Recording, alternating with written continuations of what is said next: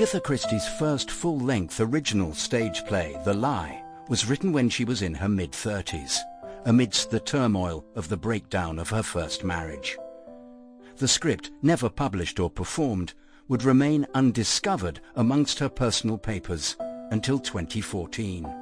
In it, we effectively hear for the first time the voice of Mary Westmacott, the pen name under which Christie would later write a series of 6 semi-autobiographical novels, which her daughter Rosalind described as being about love in some of its most powerful and destructive forms.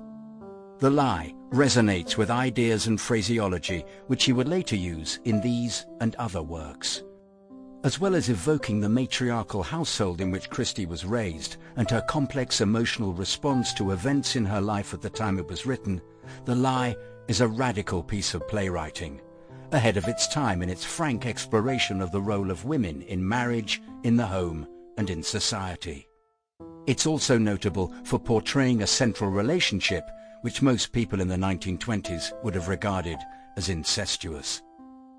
The action of the play takes place over the course of only one evening, and the fact that it is set, we are told, in a typical suburban drawing room and not some distant imagined country house only serves to heighten its impact. This could happen to any of us, Christie seems to be saying.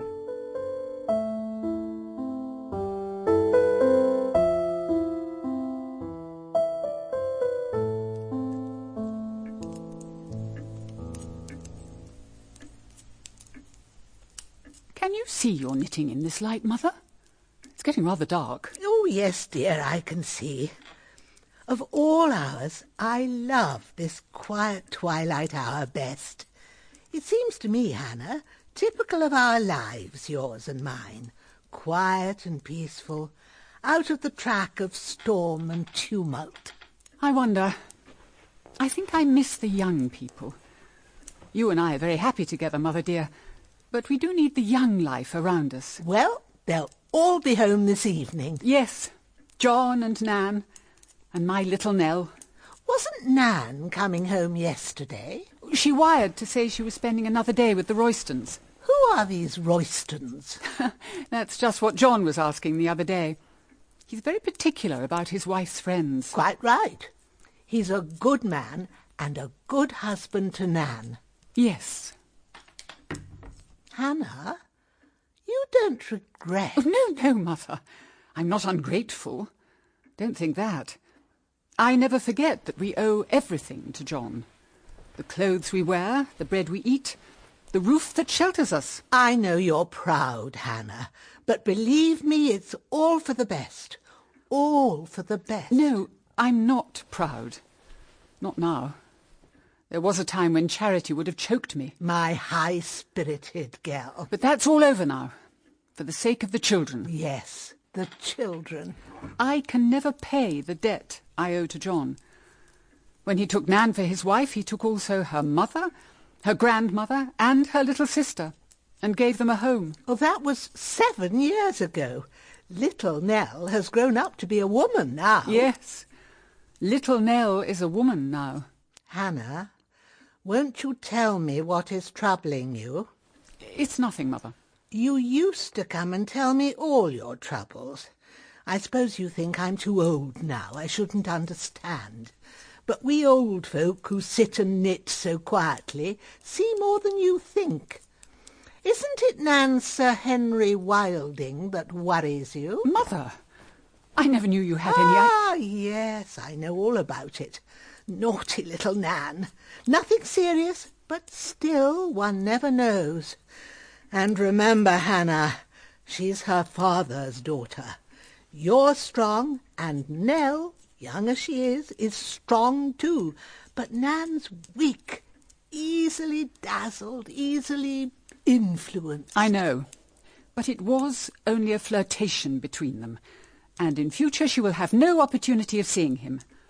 Sir Henry Wilding is not of our class. Oh, the greater the danger, then. He's a romantic figure from another world to her. She'll compare him with John. She loves John. I'm convinced that John was the original motive of the flirtation. She wanted to rouse his jealousy. She was successful. Look, John has positively forbidden her to see him again. That will be enough. He's a strong man. Yes. He takes no half measures. But sometimes a strong man becomes a hard man. Still, if he loves her... If he loves her? He's not a demonstrative man, but his affection is very deep and true. A love not expressed is no love at all to Nan. And a man like John, upright, honourable and straight as a die, lacks one thing: imagination. He draws a hard and fast rule and can't understand or make allowances for Nan's childish vanity. He would treat foolishness as a crime and would crush, not humour her perversity. Well, it's all over now. I suppose so. You don't think... No. I'm fanciful this evening. You mustn't fret. Your little Nell will be back soon. Nell. You say our life is calm and peaceful. It seems so. But I remember days, calm and still, that grew calmer and stiller, till the stillness was tense, and the calmness a menace. And then suddenly, without warning, the storm burst, lightning and thunder, and all the fury of tempest let loose. I believe, Hannah, all your troubles lie behind you. This household is one of the happiest families you could find anywhere.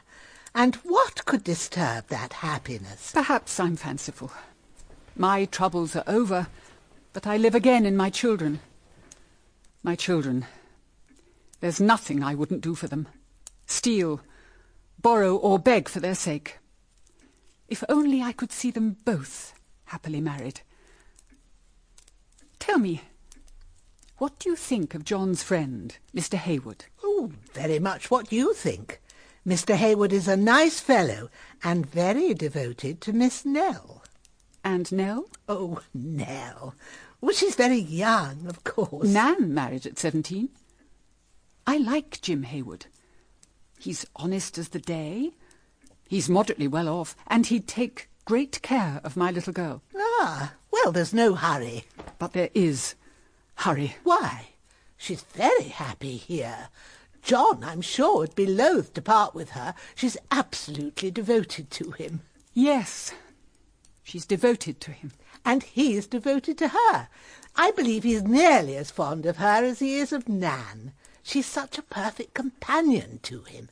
Why, look, every Saturday they play golf. It's a pity Nan doesn't play golf. And then in the evening she accompanies his songs. Nan was never good at accompanying. Why, John would be lost without Nell. You see that too. Oh, Mother, I think that's a taxi outside. Oh, who is it? I think it's Nell. In a taxi? How wonderful. Yes, it is. Oh, what fun. Here we are, after you. Thank you so much. I can't believe that just happened. I've got the bags. Thank you. I'm so excited about seeing Mummy. I can't wait to tell her what we've just done. Oh, yes. I'm glad you enjoyed it. Is John home? I don't know. I can't imagine who's here. I'm starving. It'd be so nice to eat something I haven't cooked myself. Yes. Oh, Mummy, I am so glad to be back. Nell, my darling Nell. Hello, Granny, darling. Oh, darling. Wasn't it splendid? I met Mr. Hayward in town, and he said he wanted to see John, so we taxied all the way down. All the way. Oh. It was simply heavenly, wasn't it? Rather. But dreadfully expensive for you. It clicked and clicked. It made me feel awfully reckless. I expect you'll do something more reckless than drive down to Putney in a taxi before you die, Miss Reeves. Is John back, Mummy? No, he's not come yet. That's a pity. I particularly wanted to see him. He's sure to be here before long. You must wait. Yes, we can't have you whirling back in a taxi to town. You'll be broke if you go on like that. But really, thanks awfully for bringing me down. It was frightfully generous of you. I did it to please myself, really. I can't tell you how much I enjoyed that drive down. I never knew you were so awfully fond of driving in taxis. Well, I'm not, exactly. How quickly you change your mind. You're wrong there. When I've made up my mind, I don't change. You're in England for some time, aren't you, Mr. Hayward? Not for as long as I'd hoped. I've heard today that I must be back in Canada in 3 weeks' time. Oh. Oh, Mummy, I've had the loveliest time. Catherine is just the same as she was at school, and her flat is simply ducky, a tiny doll's house sort of place, and she lives there all alone and is trying to be a journalist, but of course she's not very good at it yet, so she has to do all the work of the flat herself. Isn't it plucky of her? Would you like to do that sort of thing, Nell? Oh, no, I wouldn't. I should hate not to have a home, a real home, with one's own people in it. Although, of course, I like just staying with Catherine. Just fancy, I did the cooking. I'm sure you made a great success of it. Well, that depends. It always turned into something, but not always what I originally meant it to be. I see. But last night was the great adventure. Catherine got a telegram and had to rush off, so I spent the night alone in the flat. It was quite gruesome. My dear child, you shouldn't have done that.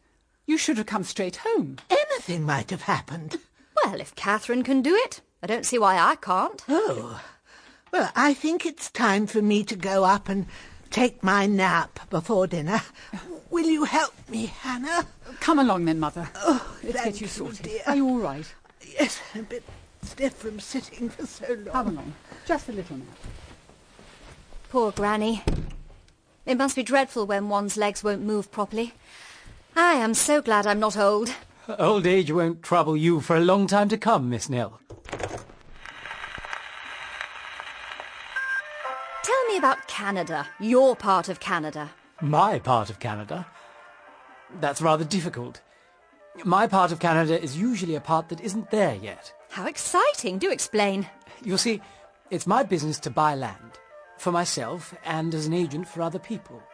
You pick a likely spot and you buy. Then they begin to build, the land goes up, and you sell it. Do you see? But how do you know the land will go up? Well, that's where your judgment comes in. You've got to be smart about that. I haven't made many mistakes so far. How awfully clever you must be. Not a bit. Oh, but you must be. Nearly as clever as John. Yes, good old John. He's one of the best. Yes, isn't he splendid? And he's simply frightfully clever, and so noble and true. He's just my ideal of what a man should be, like King Arthur. King Arthur? Yes, King Arthur. I love talking nonsense, don't you? It must be so tiring to be always sensible. I find everything such tremendous fun. Everything? Well, almost everything. Do you think me horrid for saying that? I know there's a lot of unhappiness in the world, the East End, and people who haven't got enough to eat and all that, but I can't help feeling happy. I do enjoy things so much. You see, I've got simply everything I could wish for. I'm glad. How funnily you said that. Because I didn't really mean it. I was wishing that you might not have got everything that you wanted. Oh? Why? I should hate not to be happy. I must be happy. I've never dreamt that I shouldn't be. Oh, I say, I'm a brute. For heaven's sake, don't look like that. Of course you'll always be happy. Oh? It doesn't matter. But you set me thinking, you know. I wonder where John is. I should have thought he would have been home ages before this. I wish he'd come, don't you? No. But you were so anxious to see him. I did want to see John, but I don't. Now. Oh. I see. No, you don't see. I can't make you see. I've been trying to make you see for the last half hour, and you won't. I love you. Oh. Now do you understand? And I want to take you out to Canada with me when I go. Oh. Will you come? Oh, don't. Oh, please, please don't. I want you so very much. I've loved you from the very first minute I saw you. No, I can't. It's quite impossible. I'd be so very good to you. I'd do simply everything you wanted. It's no good. I'm dreadfully sorry, but I can't. Oh, Why did you go and spoil everything? We were so happy. No, we weren't. At least I wasn't. See here, I told you I didn't change once my mind's made up. It's made up about you. Someday you're coming out to Canada with me, so you may as well get used to the idea. I couldn't leave home and Mummy. I'll give you a home of your own, and your mother shall come out for as long as you like. Any more objections? I don't love you. Are you in love with someone else? Oh, no.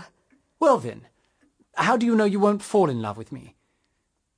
You don't dislike me, do you? No, I like you awfully. I've always thought you were simply ripping.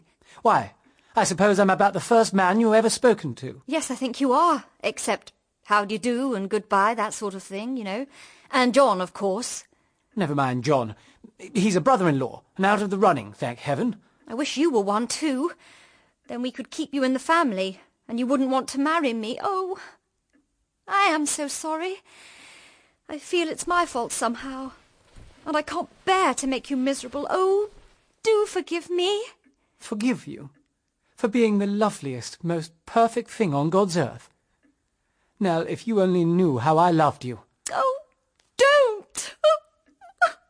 Oh, I've made you unhappy. No, it isn't you, it's... Oh, I don't know what it is.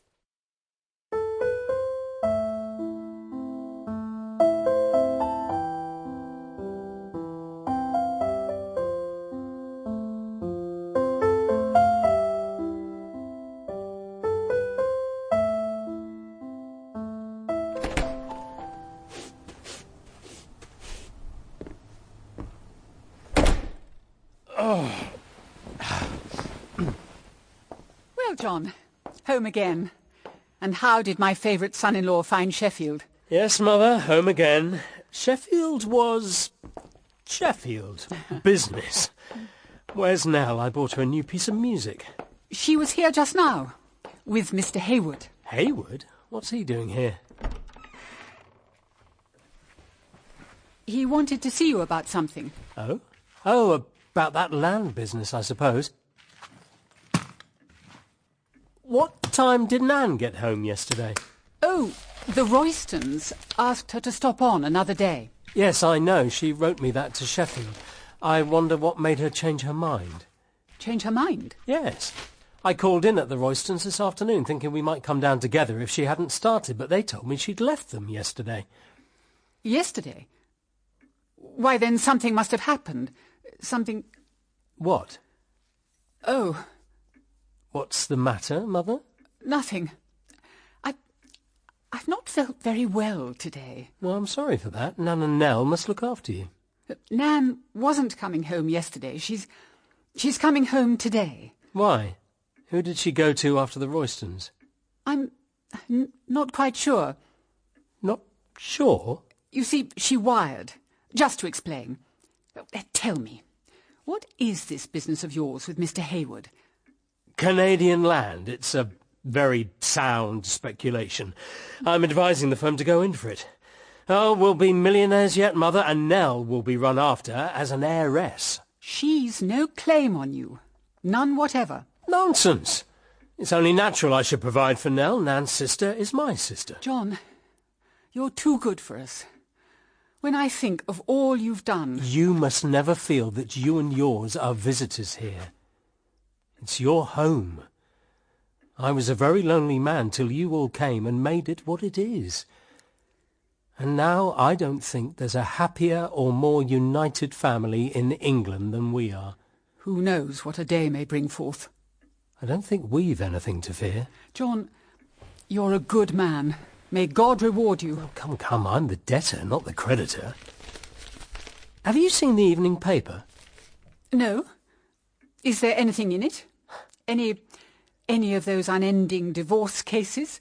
Divorce cases? Yes, divorce cases.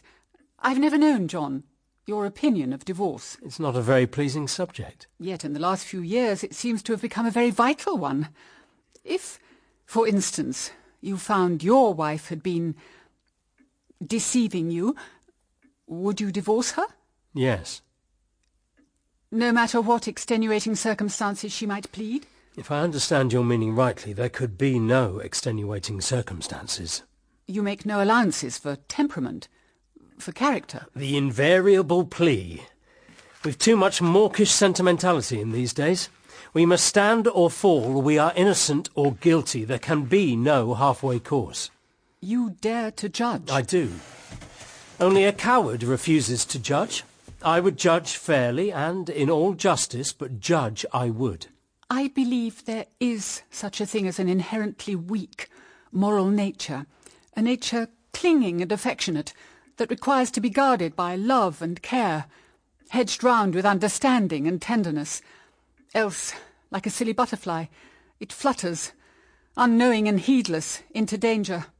Poor weak soul! One moment of folly, it may repent in tears of blood, but you would cast it out into deepest darkness. We are all masters of our own lives. If we wreck them, we must pay the penalty, men and women alike. I would have an equal law for both of them. Yes, but you are a strong man, John. You think me a hard one? No, I think you are right. And yet, there is a higher law, a law of pity and forgiveness. Well, we seem to be getting into deep water. The truth of it all is, Mother, that you've got a bad opinion of your own sex and I've got a good one. Don't place us on a pedestal, John. We may fall off. I know one who wouldn't. One woman on whose absolute truth I'd stake my life, whose light shines bright and undimmed like a star. Who is that? Nell. Nell. She's truth itself. Truth and purity. Why, if she swore to me black was white, I'd believe her. My little girl. Yes. There's no one like her. No one. She's just Nell. I must go. Mother will be needing me. Ah, Mr. Hayward, there you are. John's arrived back. Now you two can talk business. Do excuse me. Hayward, old chap, I didn't realise you were still here. I was waiting for you. Didn't hear your voice. Have you been in long? Yes, sometime. You'll stay to dinner, of course. No, I'm afraid I can't. I came by to tell you I'm off to Canada sooner than I expected. So if you want to get this matter settled up... I can't do anything without old Davison. It's his money. I'm going round to see him tonight after dinner. You couldn't possibly meet me there. Then we could get the whole thing settled. Right. What time? Well, say 9:30, that do? Perfectly. There's something else I want to speak to you about. Something I want you and Mrs. Reeves to know. Yes? This afternoon I asked Nell to marry me. No. Yes. It's impossible. Absolutely impossible. Well, that's what she said. I didn't expect you to repeat it. She's too young. A mere child. I can't hear of it. What's the objection? You must have seen it coming. Little Nell? Why, we couldn't possibly do without her. She makes all the sunshine in the house. I guess I know that as well as you. But there's no real home for her here. She should be mistress of her own house, not a superfluous woman. Look at it from her point of view. Nell, superfluous. She's happy here. Happy as the day is long. She won't wish to leave us, and we shan't let her go. See here, Greg. What have you got against me? Against you? Nothing. But she's told you herself it's impossible. That ought to be enough for anyone. Well, it isn't enough for me. I won't worry her, but I'm damned if I'll give up hope of her. Well, I'm damned if you shall marry her. What is all this commotion? Mother? Why, Mr. Hayward, what's going on? Mrs. Reeves, I want to marry Nell. And I've told him it's impossible. Why is it impossible? There. I'd do anything in the world to make Nell happy. I believe it. Have you spoken to her yet? Yes. And she won't have me. So there's an end of it. Young girls very often change their minds. They refuse on impulse and regret it afterwards. I say, Mrs. Reeves, you're a perfect brick. Can't you realise what you're saying, Mother? He wants to take her to Canada. I put her welfare first. You're splendid. I feel an awful brute. I thought it would be the other way on. You'd be against it and John would back me up. I believe I can safely trust her to you. You can. I'll simply worship her and do any mortal thing for her. You're forgetting one person in your calculations. Nell herself. Nell doesn't change her mind. She won't go to Canada. I'm hanged if I can understand why you're so against it. She's too young. Nan was only 17 when she married you. Oh, that's a different matter altogether. Yes, of course it is. To you. It's always very different in our own case. Well, I'm sure Mrs. Gregg's a walking advertisement of the advantages of marrying early. I saw her last night, as it happens, and she still doesn't look a day more than 17. Last night? Yes, at the Carlton, having supper with... She's coming home tonight, you know. She wasn't with the Roystons, was she? Oh, no, she... Why, John, you know she left them yesterday. Of course. She was with Sir Henry Wilding, I suppose? Yes, that's the chap. Well, do you know him well? Not very well. Well, you're a very trusting husband, John. It's much the best plan, though, isn't it, Mrs. Reeves? Well, I must be off. Kind regards to your wife, and do try and change your mind about helping me to marry Nell. 9:30, then, at Davison's? 9:30 it is. Good night, old chap. Good night. John. Yes? John, it isn't... Don't think... Don't believe... Rest assured, I shall believe nothing but the truth.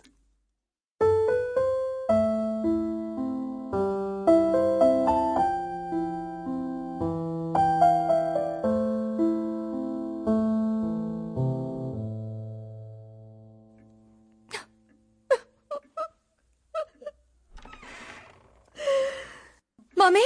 My child. Mummy, you know about Mr. Hayward? Yes, dearest one, I know. I feel so dreadful, so unhappy, as though it were all my fault, and I've hurt him. I can't bear to think of that, but I couldn't help it, could I? I feel as though I'd been playing and suddenly I'd pulled over some big thing that's fallen and is crushing me. It is a big thing. The biggest thing in all the world, Nell. But I don't want it. It's made it all different, me and him and everything. Jim Hayward is a splendid fellow. Any girl might be proud to have won his love. Well, anyway, I couldn't have gone to Canada. Why not? And leave you, Mummy. I can't keep you by my side always, dearest. I can only pray that you may marry a man worthy of your trust. But I don't love him. You like him? And you trust him? Yes, but I don't love him. Love might come. Mummy, you'd have me marry someone I don't love. Some of the happiest marriages have begun that way. Nell, you're not a child any longer. You're a woman. You must judge and reason like a woman. You've taken your views of life from storybooks, pretty romances with love triumphant in the last chapter. But life is not like that. The ideal lover you dream of, in all probability, does not exist. Then I won't marry anyone. And let slip, perhaps, your chance of happiness? It's never more than a chance, and sometimes it comes disguised. We don't recognise it until it is too late. Mummy, do you want me to marry him? I want the best for you. I thought you would be on my side. On your side? Am I ever on any other? Do I live for anything or anyone but you? You and Nan? I know, but you seem so strange. I only want you to see clearly. Remember that in actual fact you are homeless and penniless. Mother! We are all living on charity. John's charity. John would never turn us out. That doesn't alter the fact that we're all dependent on him. But he belongs to us. He is not bound to support his wife's relations. Mother, I think you're horrid. I wouldn't be dependent on anyone else. I'd go out and earn my living, but John's different. Different from any other person. Nobler and better and more splendid. Oh. And I know he'd think it wrong for me to marry someone I didn't love. Nell, I'm going to tell you a story. The story of a woman who married the man she loved. It's my story, Nell. Oh, Mother, I'd love to hear it. You hardly ever speak of Father. I never meant to you. But I think now the time has come when it is right you should know. Was he very splendid? He was a bad man. Oh. He was a liar. He was a cheat. And worse than a cheat, he was a coward and a bully. He was a man who could make a woman's life a hell upon earth. He made my life that. Mummy. But I loved him. He was fascinating. His bad qualities were all beneath the surface. I promised to marry him. My family did their best to stop it. They knew him better than I did, but I was young and headstrong. I wouldn't listen. I went my own way and shut my eyes to the truth. I married him. In a year's time, 1 year, Nell, that love was dead. I loathed him. Oh. That wasn't a storybook. That was life. Please God, you may never know the suffering, the degradation of my married life. But for my little children, first Nan and afterwards you, I could not have borne it. Then my husband died. He left me penniless, a widow with 2 children. My mother had had money losses. She had no more than a pittance, but on that we tried to live.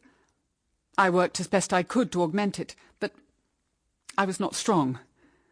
Then, when Nan was 17, John came. John. And he brought us all here. Poor Mummy. Nell, I don't want you to share my fate. Love isn't everything. Marry a man you can respect and admire. Love will come. Well, what do you say? I can't. Not yet. The moment may never come again. We have our chance and we let it slip by. It doesn't come again.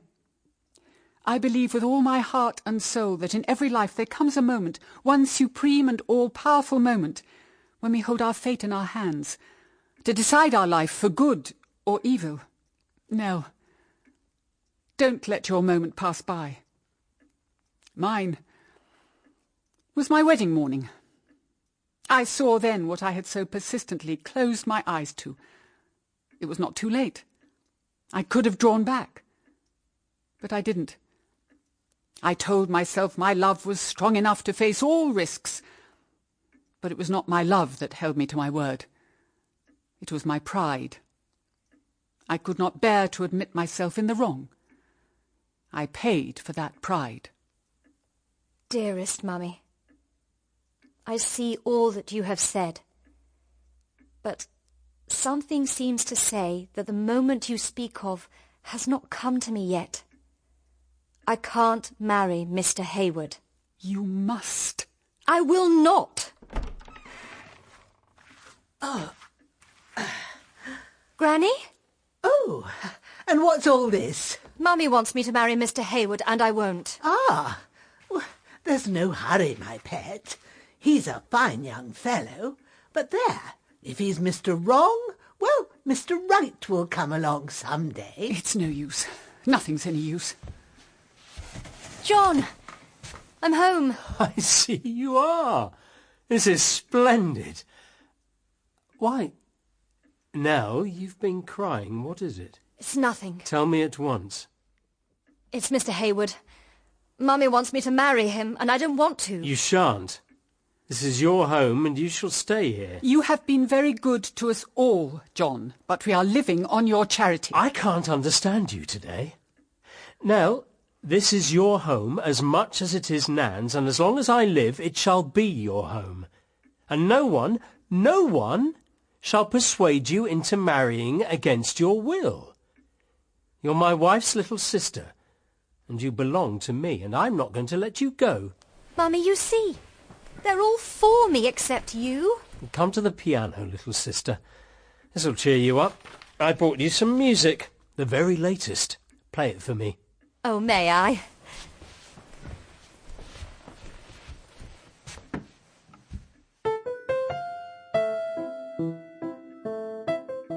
Hannah, I don't understand you either. Why are you so anxious for Nell to marry? Can't you see? She thinks, she probably told Jim Hayward, that there is no one else. Well? But there is someone else. Someone else who? John. John? Nell is in love with John. Look at them both. She doesn't know it. If she marries Jim Hayward and goes away without finding out, there's a chance of happiness for her. But if she finds out, God help my little Nell. Hannah! And Nan, too. There's Nan. Nan? No, don't go, Mother. We're all in here, Nan. Hello. Well, Granny? Mother? Well, I'm rather late, aren't I? Shan't have time to change. Oh, Nell, there's a dear. Take my coat. Yes, and the scarf.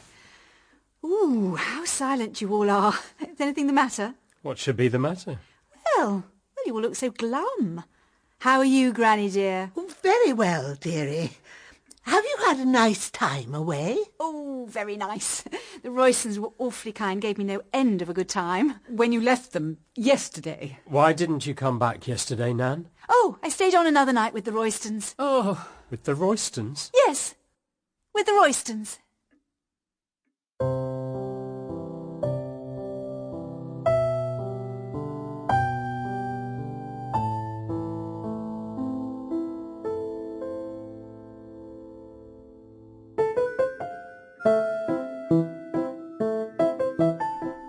This is the music John bought me. Isn't it lovely?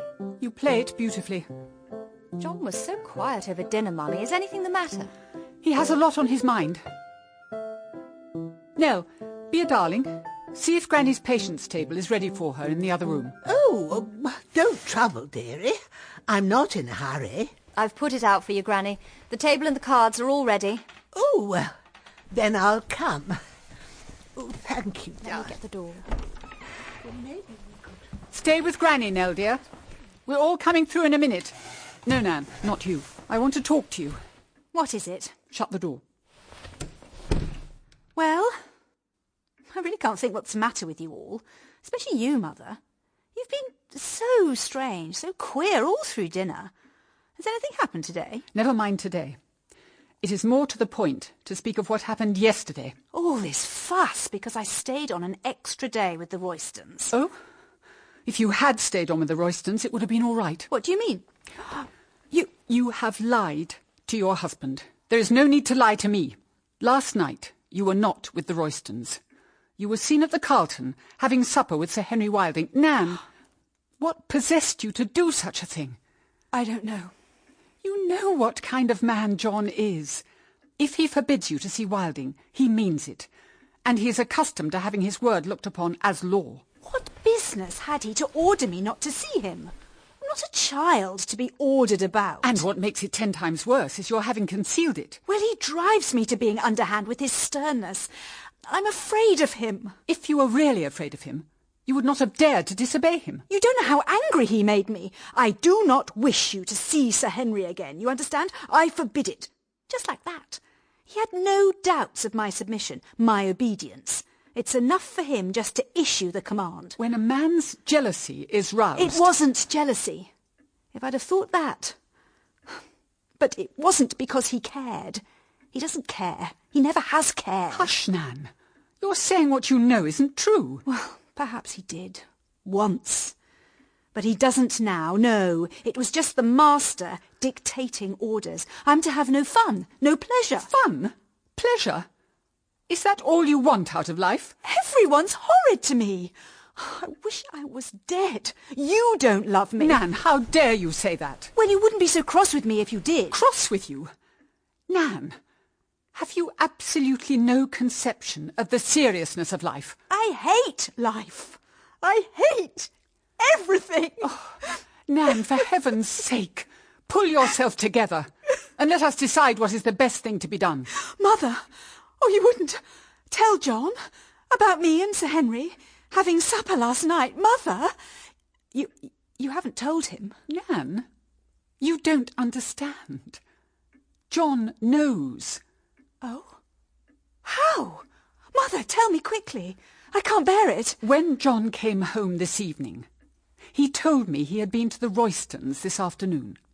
They explained to him that you had left them yesterday, as they presumed, to go home. And you gave me away. I did not give you away. On the contrary, I did my best to shield you. I spoke as though it were the most natural thing in the world you should go on to other friends and return today. I let John suspect nothing. instinct, or perhaps a knowledge of my own daughter, led me to doubt. Well? Mr. Hayward came, on business to see John. He mentioned casually that he had seen you at the Carlton last night. Oh. I tried to turn the conversation, but John was too quick for me. He saw that something was wrong. Then he asked Mr. Hayward right out, in a casual way, of course, if you were with Sir Henry Wilding. And he asked me if I had been with the Roystons, and I said yes. Oh, Mother, why couldn't you have warned me? I tried to, but it was no use. John foiled me every time. Oh, Mother, what am I going to do? What shall I do? Of course, you must beg John's forgiveness. He won't forgive me. Not just at first, perhaps, but in time. After all, you're his wife. Nothing can alter that. His love and trust. His love and trust. He married you because he loved you. And though his love and trust are momentarily quenched, you can win back the one and prove worthy of the other. And in time, all will come right. Supposing he won't believe me? If he does not believe in your sincere contrition now, it will be your task to prove it to him in the future. We must all try and make him see the affair as a piece of childish temper and defiance. Nothing really serious. I can't. Can't what? Tell him. Nan! I tell you I can't. But he knows already. I shall tell him Mr. Hayward was mistaken in thinking he recognised me. He mistook someone else for me. Then where did you go when you left the Roystons? Remember, he knows you weren't with them. He'll find out that you stayed at the Carlton, and he won't believe your statement that you didn't have supper there. I didn't stay at the Carlton. Nan, you must speak the truth. Lies won't help you now. They never do help. After all, what you've done isn't a crime. I won't tell him the truth. I shall say I left the Roystons and went to some other friends. Or I came back home. That would do. As an invisible spirit, I suppose. As we none of us saw you. You're being absurd. Mother, why won't you help me instead of jeering at me? I will help you to speak the truth. That's no use. Nan, it must be the truth. Don't you feel, can't you feel that you want to speak the truth? Even if John didn't know, even if only I knew the facts, I would still say, tell him. You can't build up your life on lies. When the foundation is rotten, the whole structure comes down with a crash and, perhaps, destroys you. I can't. I daren't. He'll find out. Find out. Find out? What more is there to find out? Nan! He'll find out where I was. Where were you? Nan! Nan! Not with Sir Henry. Yes! Oh! Why didn't I die? Why didn't I die long ago? Mother, don't! Don't cast me off! You don't know what I've suffered today. I've been nearly mad. Mad! With grief and terror. Terror, oh yes.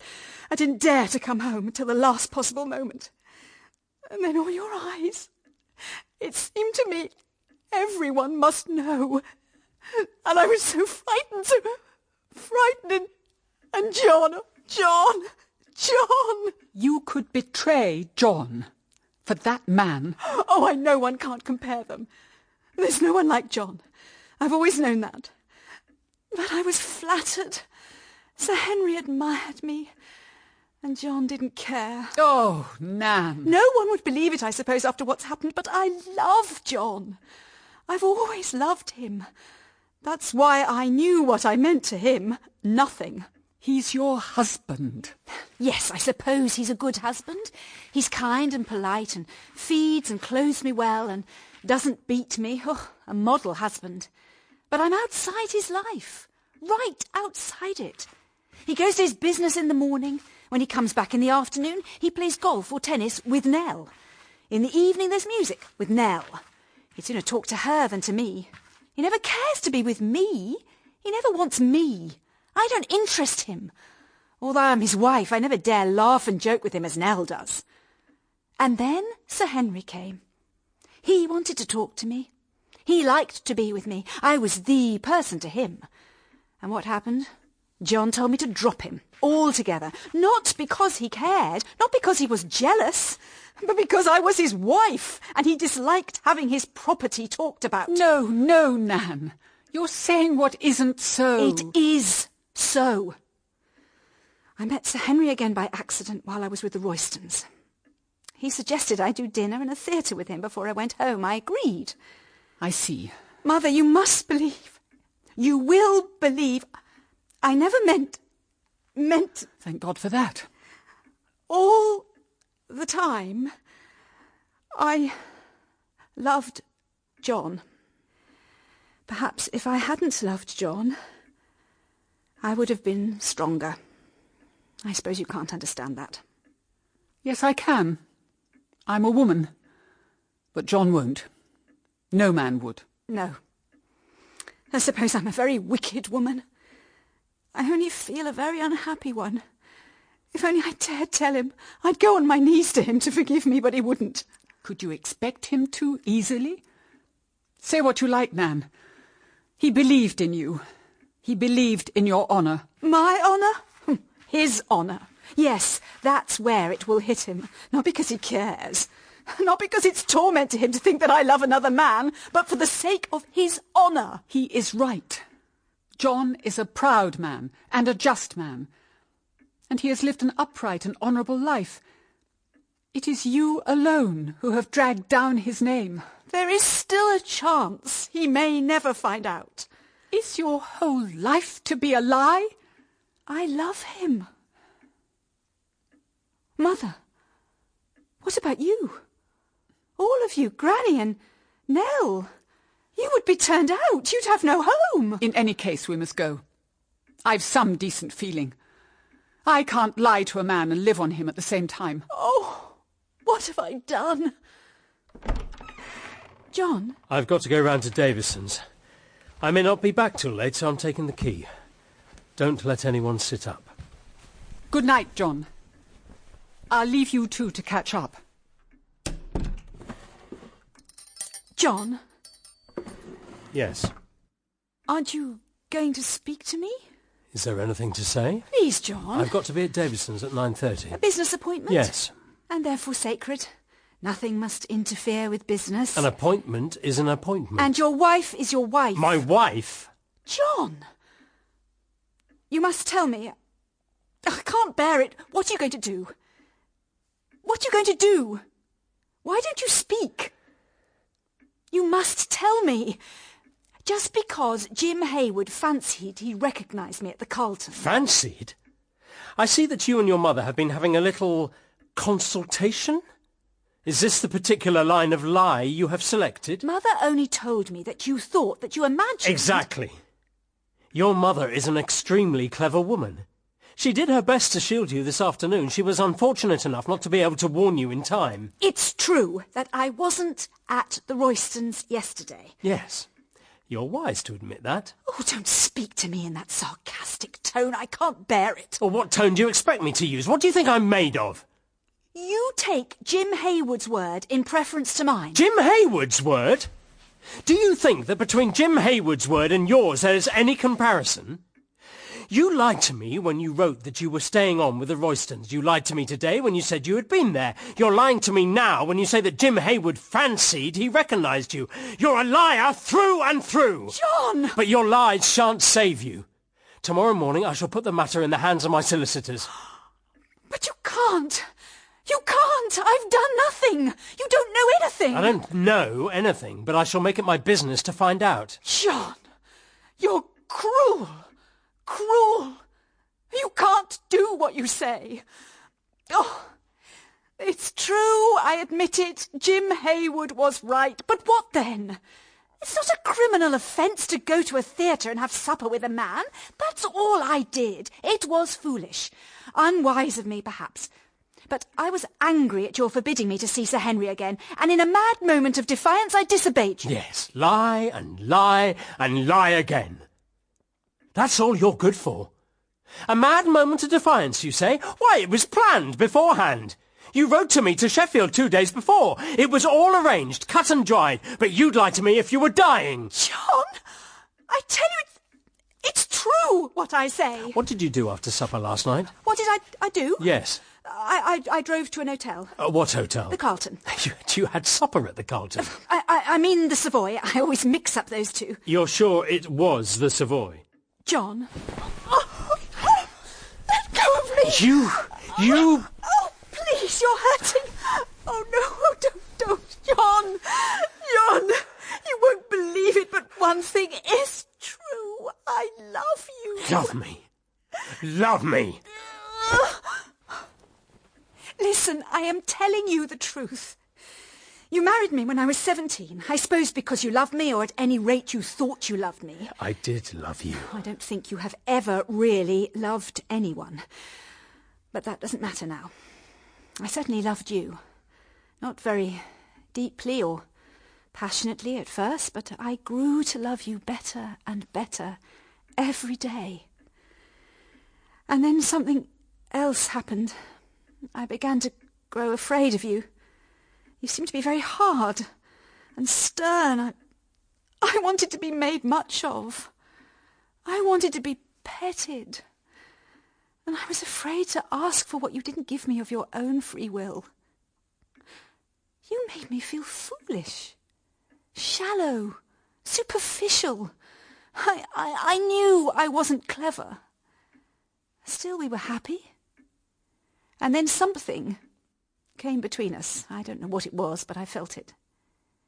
You weren't interested in me anymore. You shut me out from your confidence and your thoughts. You didn't need me in your life any longer.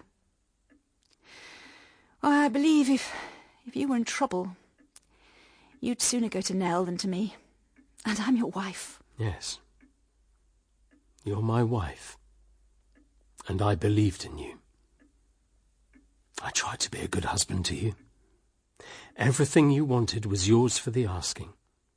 You had your own people round you. Yes, you were always generous. And I loved you. I believed in you. I believed in your truth and honour as implicitly as I believe in Nell's. In Nell's? I've been faithful to you in every shade of meaning of the word. Since our marriage, there's not one day you couldn't know the history of. I would forgive you anything. But then I love you. Our idea about love and its obligations differ. Good night. What are you going to do? I wish you to know that in any case your family shall be provided for. Oh, you might have spared me that. None of us will take 1 penny of your money. Your grandmother is old and feeble. Your mother is not strong. You will be wise not to sacrifice them to your pride. John, I shall see you again. Tomorrow? I think not. I shall make other arrangements. John, you mustn't go like that. You must listen. You've misjudged me. But I'll give you proofs. Proofs that you're wrong in your suspicions. Oh, you don't believe me. Oh, but you shall believe. You shall. My mother, she knows. She'll tell you. I know your mother to be a very clever woman. Goodbye, Nan.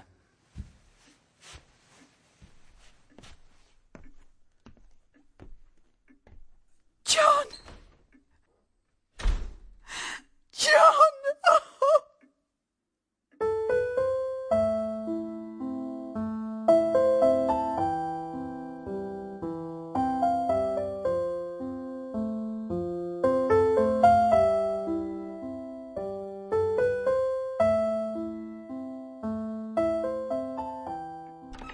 Nan, where's John? Has he left for Davison's? Mother, you must help me. It's life or death. John won't believe me. I tried everything. He's going to his solicitor's tomorrow. If I told him the truth, it would have made no difference. We must think out some way, something plausible that he'll believe. Nan, it's no good. The time has passed for that. I tell you, we must find a way. Mother, don't you see? It's life or death to me. Mother. Oh, my child. My child. But what can we say? What will convince him? Whatever I say, you must vouch for. Do you think he will believe me any more than you? No. He wouldn't believe any of us. Except Nell. He'd believe Nell. Nell? Yes, he'd believe anything she told him. Oh. Oh. What is it? You've thought of something? No, it's impossible. But you have an idea, a plan? Yes, but I can't have Nell dragged into this. It wouldn't hurt her. No? She's so young. So happy. I won't have her life overshadowed. But the idea, what was it? It might be possible without Nell. Nell has been staying this week with her friend, Catherine Rakes, in a flat. Last night, Catherine was called away. Nell spent the night in the flat. Alone. You mean that I might have spent it with her?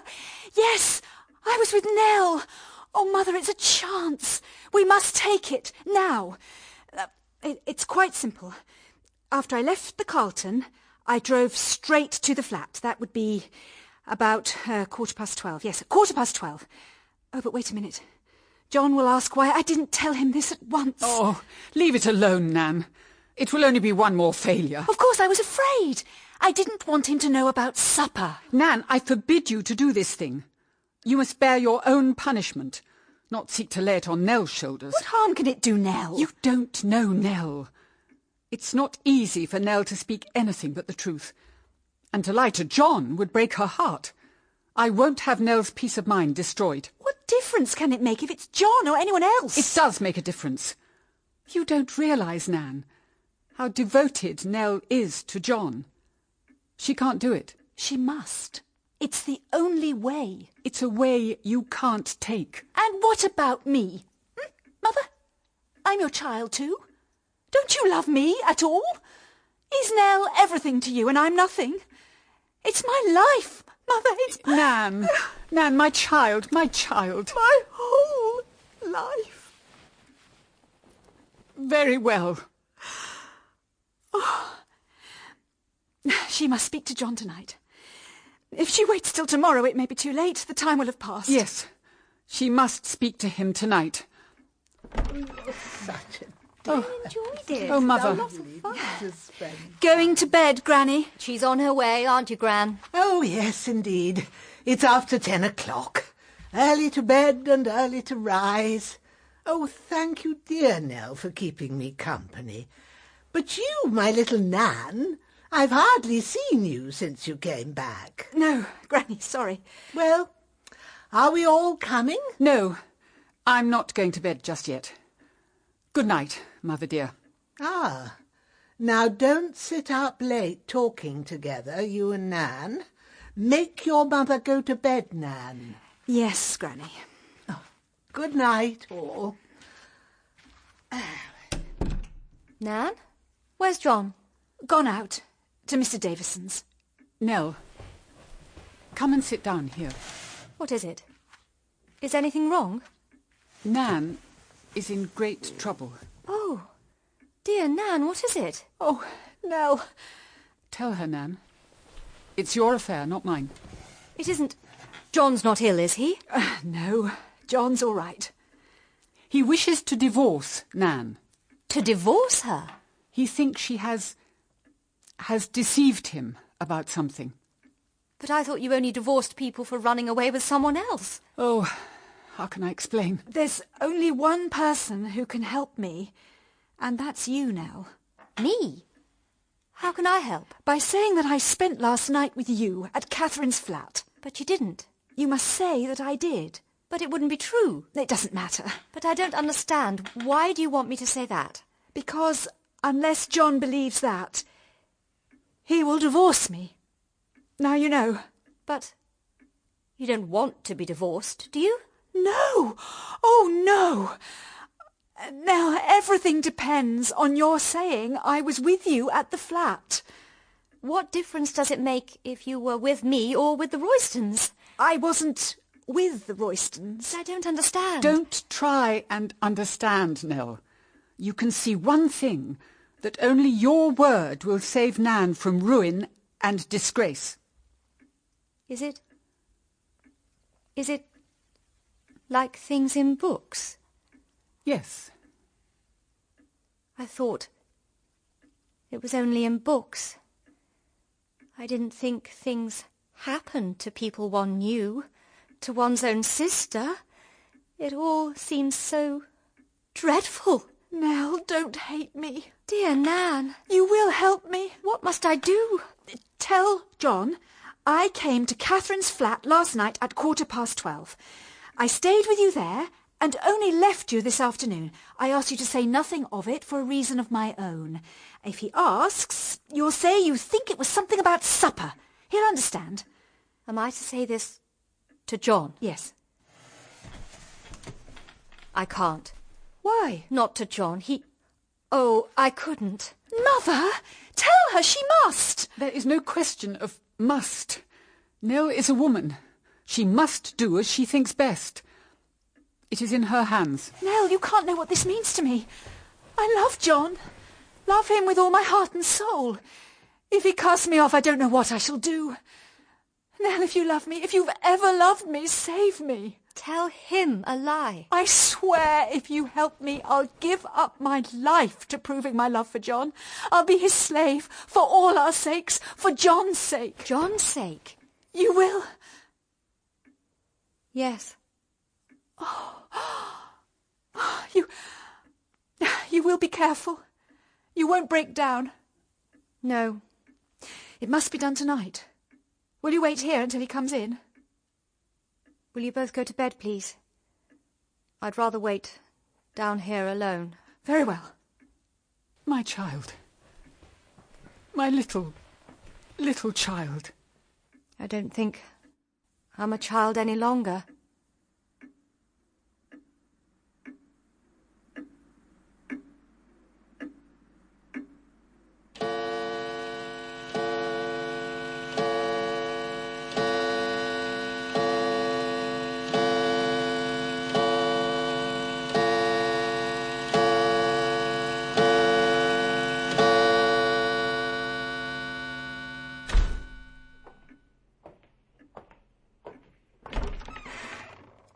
Why, no.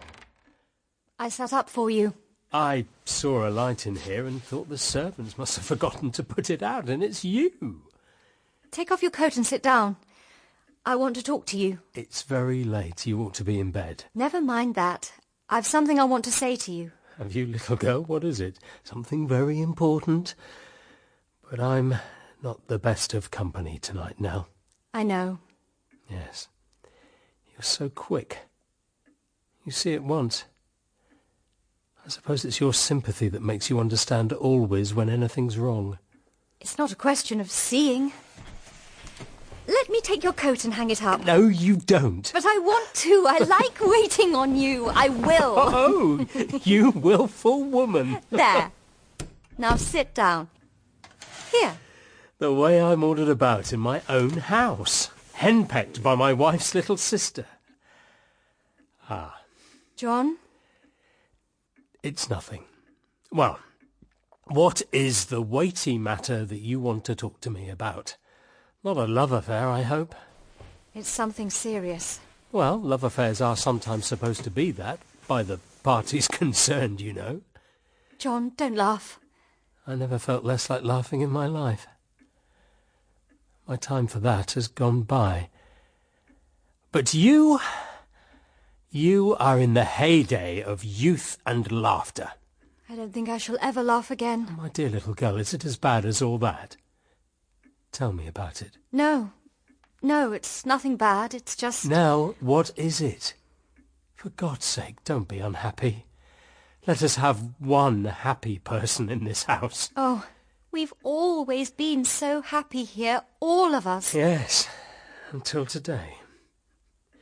Only this afternoon I said to your mother that we were the happiest and most united family you could find.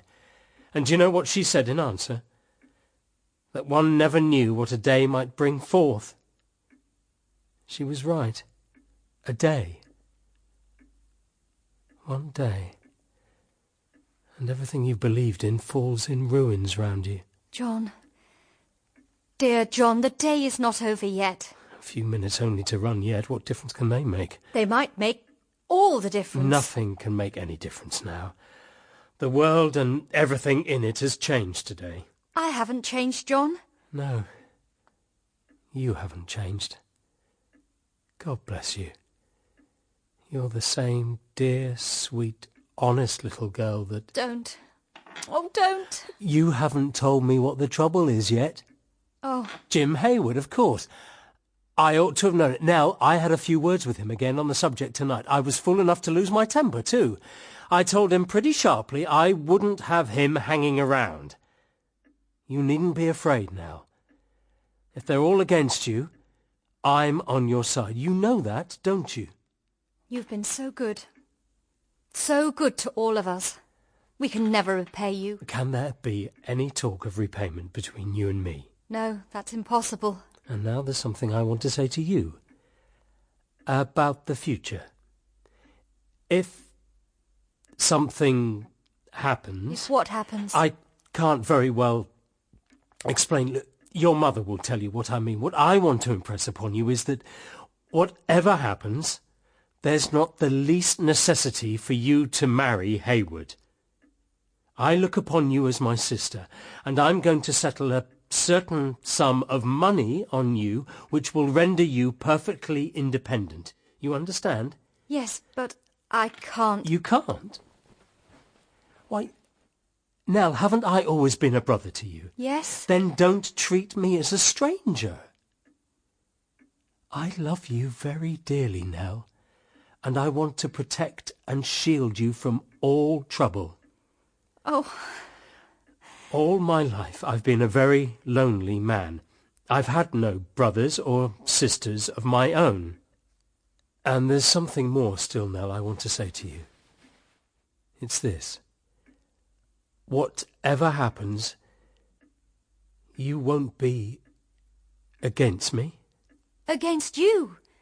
Never. We've been friends, and more than friends. I believe you'd be on my side always. Yes. Even against your own people. They will say I'm hard, unforgiving, but I believe you will know and understand that for me there is no other way. John, you're in trouble. In about the greatest trouble it's possible for a man to be. I know. God forbid such trouble should ever come to you. But it has come. What do you mean? I mean that I know what your trouble is. Who told you?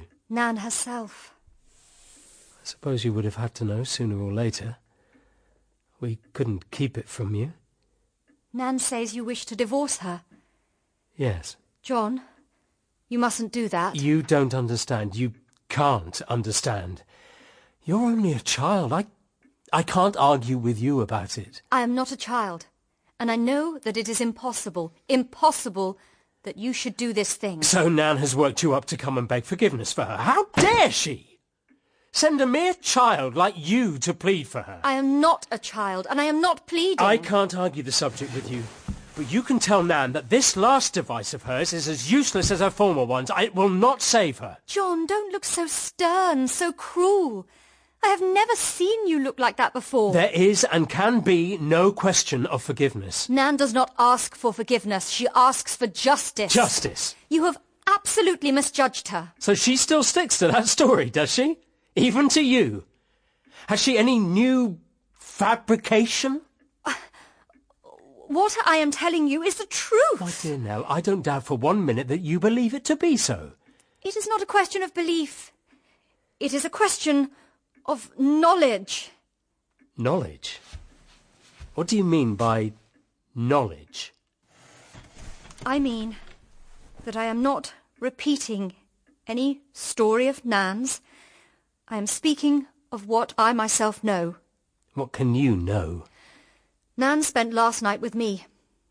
With you? She came to Catherine's flat. But why didn't you tell us this when you came home today? Nan asked me to say nothing about it. There was something about supper that she didn't want you to know. Oh. I see. What time did she come to the flat? At 12:15. You're very exact as to time. I happened to look at the clock. And what time did she leave you? This afternoon. I came down here, and she said she would come later, as she had some shopping to do. And when she did come, told us she had stayed on with the Roystons. Why not say at once she'd been with you? Well, supper. She might have said she'd been with you without mentioning supper. John, don't you believe me? Of course I believe you. I can't understand Nan's attitude in all this. Why didn't she tell me later when the truth about supper was out? She was angry that you wouldn't believe her. She said she tried to tell you, but you wouldn't listen. Who else was in the flat? In the flat? No one. But your friend? Catherine was called away early that evening. The servants? There are no servants, just a charwoman who comes in. Then you were quite alone there? Yes. Did anyone see Nan come in? I don't think so. Then you are the only person who can prove Nan was there. Well, yes. Nell, are you prepared to go into the witness box and swear upon your oath that Nan was at the flat with you last night? John, you're not going on with it. You haven't answered my question. Are you prepared to swear in court? Of course she was there. Now, I don't believe you. You're trying to screen Nan. No. I say you are. No, I'm telling the truth. You swear it? Yes. Speak louder. Yes. Louder still. Let me go! I thought so. You don't believe me? No. You believe I've lied to you? I know it. You! Nell, you! I trusted you above everyone. I believed in you. I believed in your absolute truth and honour as I believe in God. John! And you're like all the rest of them. You'll lie and cheat and deceive. It's not true. It is true. Have I ever deceived you? Have I ever lied to you? Just now. Never mind just now. Before that, have I ever said a word to you that wasn't true? How can I tell? Oh, you must know. You must feel that I wouldn't, I couldn't. Don't you understand? Can't you feel that to lie to you broke my heart? That I couldn't bear it, John? There is no one in the world to me like you. No one I love as I love you. I can't bear to think that I... Hold me. Kiss me. Nell. My Nell.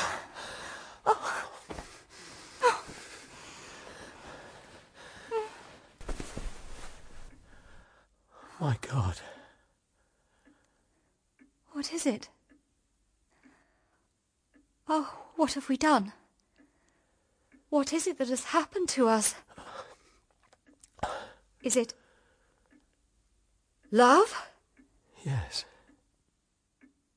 I thought of it today as a big thing that might crush me. It has crushed us. Both. I don't feel crushed. Only very wonderfully happy. Happier than I've ever been in my life. Don't. I never knew. Neither did I. I never dreamed of it. I never dreamed that my little Nell was... Was what? The woman I love with all my heart and soul. What are we going to do? Oh, my God, what are we going to do? I don't know. I love you and you love me. Oh, why did I marry Nan? Nan, when you were there growing up day by day from childhood to womanhood, you, my Nell. John, it's all so wonderful. We can't help seeing and feeling how exquisitely wonderful it is. I'm so sorry. I was a brute, a blackguard to let you know I loved you. But you didn't know yourself till then. No, I thought you were a very dear sister, that was all. I've always known there was no one like you. I see now why it was impossible for me to even think of marrying Mr. Hayward. Damn him, how dare he want to marry you? I suppose it's very wrong of us to love each other. It's wrong of me. Nothing you say or do could be wrong. I don't care if it's right or wrong. I do love you.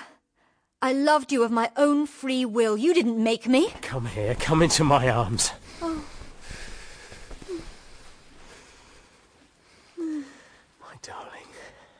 My darling, how can I live without you? I can't let you go. Let me go? You aren't going to send me away. We're going to go on as we've always done. Live in the house with you day after day and play the brother again? I can't do it. But then... I know. We're back again where we were at the start. We've got to see what can be done, what's to be done. It's so hard to think, to see clearly. There must be some way. A way out of the tangle, yes, but what's the best one? The best for us both. Yes. And for others. Others? What others? There's Nan. Nan has deceived and betrayed me. She can go. But you can't judge her now. I don't judge her. I simply don't want her, that's all. She's in the way. John. Well, what have you to say for her? Nothing? How could she? How dare she love any other man but you? Leave you for someone else, you! She told me I'd never really loved her. She was right. I've never loved anyone. Till now. But she loved you. She said so. Tomorrow I shall institute proceedings for divorce. If the case is proved, I shall be a free man. John, you can't do that. It's too mean, too cruel. The divorce is no question or concern of yours. It's my doing solely. John, all this will make a great scandal. Here in Putney, people will say... Let them say. Do you mind what they say? You would have minded. Once. Well, I don't now, except for your sake, but we'll leave all scandal behind us. I've enough money to live on without working for it any longer. We'll go and live somewhere else, abroad if you like, to any place you care to choose. No more office, no more Putney. That will be something like romance. But you didn't mean to leave the office for years to come. Oh, I know. I was keen on my work, that dull, plodding work. The same day after day. It seems incredible to think of it now. I meant to wear the collar steadily, year after year. I never dreamed of any other life. The 8:40 train up to town every morning, the annual holiday to the seaside, I thought all that was life. How narrow and paltry it all seems now. Why did I do it? Because everyone else does. There's a reason for you. Think of it, all round us now, 100, no, thousands of men, all going through the same routine, morning and evening, day after day, year after year. The narrowness of it all. Thousands of men, and you're one of them. It's in your blood. Respectability, convention, the sober business life, you belong to it. It's your heritage. Will you ever be happy away from it? You imply I've got a suburban soul. And if you have, don't you see? It's your strength. All your strength lies there. What I've admired you for, loved you for... But my love for you... is your weakness. Never. Your romance to me. Your life. Joy. I've never really lived until today. You've coloured the world for me. It's the dull brown earth that endures, not the gay flower that grows there. It's your strength I love. Nell, when I'm a free man, I'll come to you. It will be no good. I cannot marry you. You're going? Yes. Out of my life altogether? Yes. Very well then, go. John, say one kind word to me. Just one word to show you understand. Go, if you can. John, I can't. I can't live without you. I knew it. Nell, we belong to each other. Nothing can part us. But not that way. There's another. John, you said we might go to a new country. Let us go there at once. At once? What do you mean? Take me with you next week, tomorrow. Let Nan divorce you. Let the disgrace be ours, not hers. Impossible, you... Yes. Let me bear it, not Nan. If I've taken her husband from her, let me take him openly, not secretly. We're doing a far worse thing than she has done to us. Drag you down? Never. It's the only way, John. The only honest way. It's that or goodbye. You can take your choice. Nell? I mean it, John. Think. We can go at once, out of England, to a new country together. We'll leave Putney and its dullness and its narrowness and go to a new world. A world of joy and light and colour. A world of great and wonderful happiness, John. Nell? You will? You will? Yes, We'll be so happy. So wonderfully, perfectly happy. We'll never regret, never even think of the past. We'll live there, John. Live every moment of the days. Why shouldn't we? Life only comes once. Why shouldn't we hold fast to any joy that comes to us? It's ours. Why shouldn't we have it? Nell? John? Nan. I couldn't wait any longer. It seems ages, terribly long ago, since I heard John come in. John, Nell has told you? Yes. John, forgive me, forgive me. Forgive you? I meant about supper. You understand, it was because of supper that I didn't want Nell to tell you the truth before. I know. But of course Nell has told you. Yes, Nell told me. I told him the truth. Oh. Then it's no good pretending any longer. No. It's no good. Now. Oh, I'm glad. I'm glad. I thought I could do it, but I couldn't have gone on deceiving you.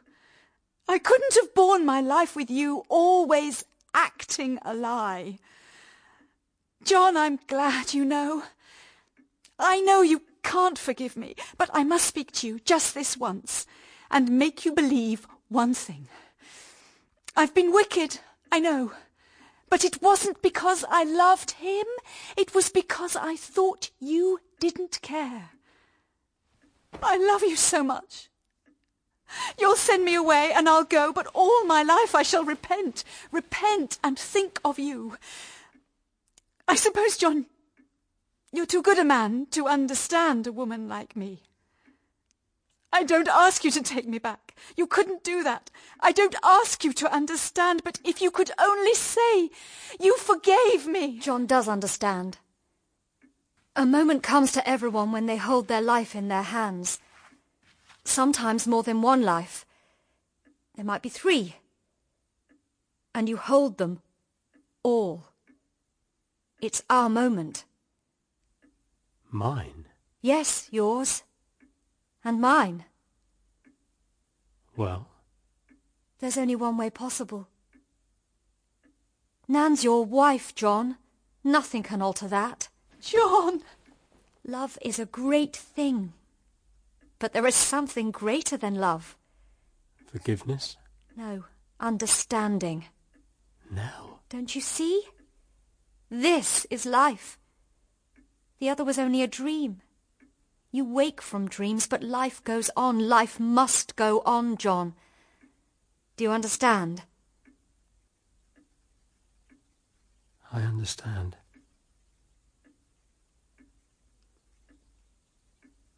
Nan, shall we try again? Together? Oh, John, I promise I'll show you. I'll show you. We'll both start again, Nan. Together. Someday, who knows, happiness may come. Happiness will come, my darling. Oh, Nell.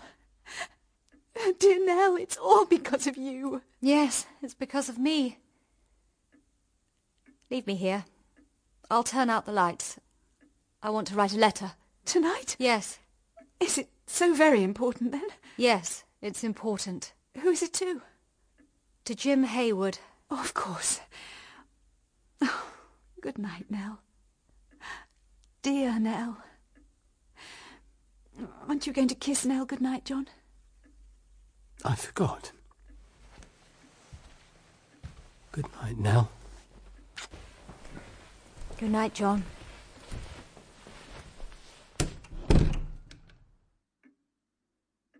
Someday, who knows? Happiness may come. Someday. Someday.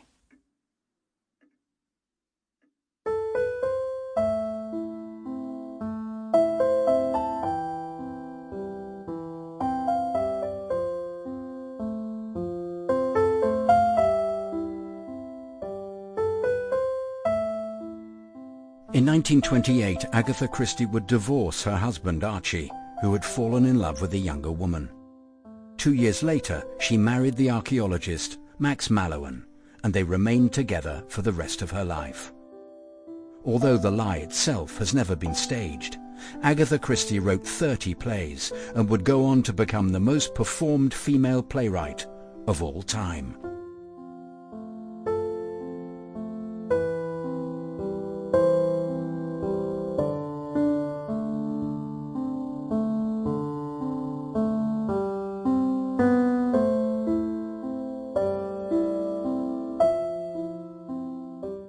In Agatha Christie's The Lie, Nan was played by Sarah Mowat.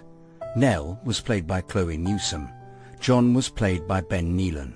Hannah was played by Alison Skilbeck. Mrs. Endicott, Granny, was played by Tina Gray. Jim Haywood was played by Mike Evans. The prologue and epilogue were read by Jonathan Kidd. The drama was adapted for radio from Agatha Christie's stage play by Martin Luton and Julius Green. The director was Julius Green. The assistant director was Martin Luton. The producer was Ian McNess, and executive producer Ashley Byrne. The music was by Rebecca Applin. It was a made-in-Manchester production for BBC Radio 4, by arrangement with the Christie Archive Trust.